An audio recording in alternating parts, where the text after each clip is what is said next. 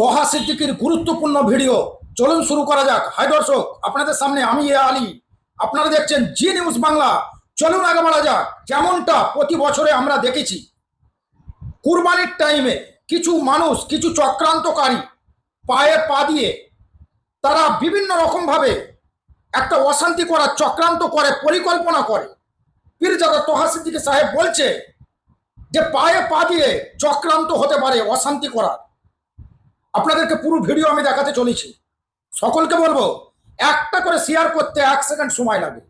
Video share করে এই ভিডিওটি আপনারা শেষ পর্যন্ত দেখুন। আসসালামু আলাইকুম রহমতুল্লাহ বরকাতু।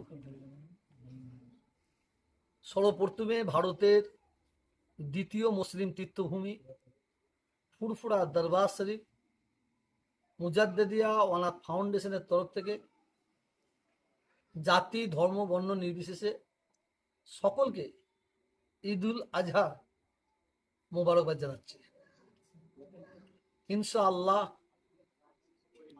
এবছরে আমরা ঈদ উল আজহা উদযাপিত করব, ঈদ উল আজহা পালন করব 28শে মে। অনেকের মধ্যে একটা দ্বিমত দাঁড়িয়েছিল, 27 হবে না 28 হবে। চাঁদ অনুযায়ী এবছরে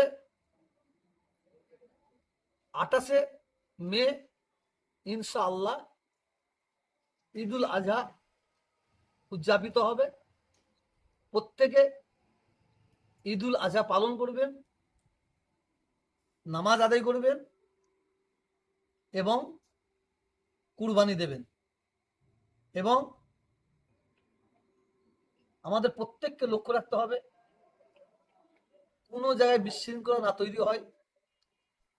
অনেকে পায়ের ওপর পা দিয়ে, অনেকে ইচ্ছাকৃতভাবে অশান্তি করার চক্রান্ত করবে, তাদের ফাঁদে আপনারা পা দেবেন না। প্রত্যেকটা মুসলিম ভাইদের কাছে অনুরোধ করব, আইন কেউ হাতে তুলে নেবেন না।